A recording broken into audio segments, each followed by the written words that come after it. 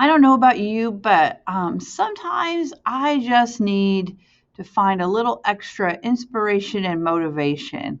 Um, Sometimes it can be the smallest thing that I add into my classroom that just adds a little spark to a lesson. And a lot of times that comes through technology integration or using a tech tool for the evaluation portion of a unit or a lesson. So if you're like me and you need a little inspiration, I would consider checking out some EdTech blogs. So why look at blogs for inspiration?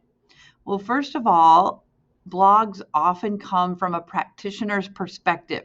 So the people writing the blogs are not just theorists, they are people that are in the classrooms or, doing hands-on research to figure out what tools work best.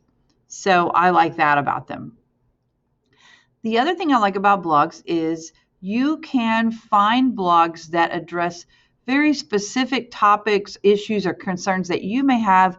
And so you can search topics typically in the blog site and find the articles that are written that pertain exactly to what you want to learn about.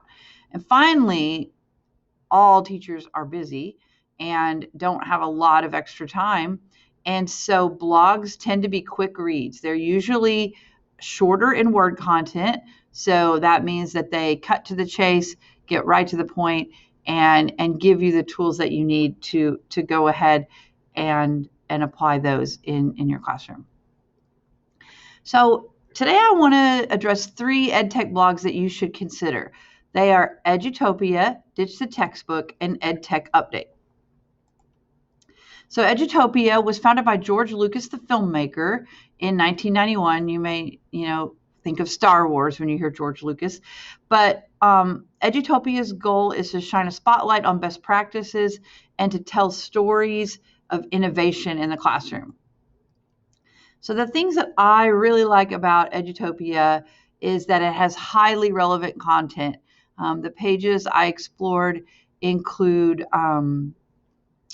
things about remote learning.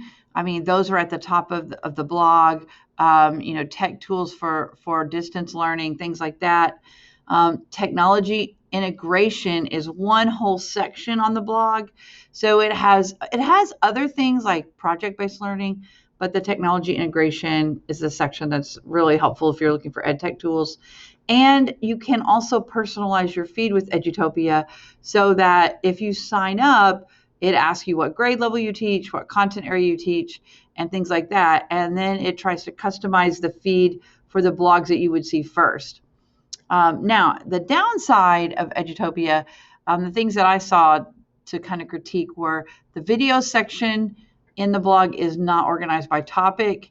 And I looked at how people can submit to be, published on the site, and their acceptance policy is very vague. So I always like to analyze kind of the perspective or where the writers are coming from to see if there's a slant to their writing.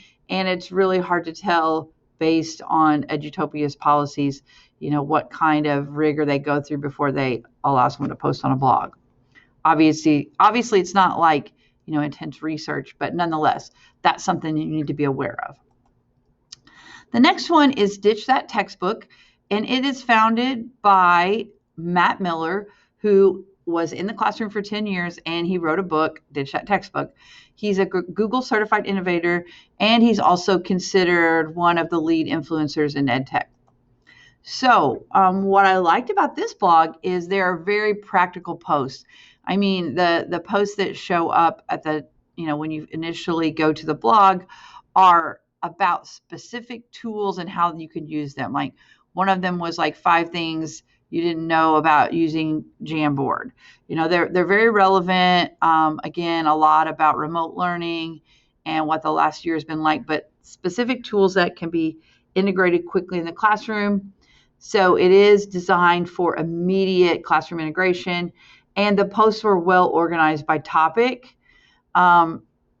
Now, the downside to Dish That Textbook is it is a site that does promote the author's other materials. So you can sign up for a free feed every week, but you're also going to see a lot of promotions for Ditch That Textbook materials. So just be aware of that. And the third option that I would like to talk about today is the EdTech Update blog site.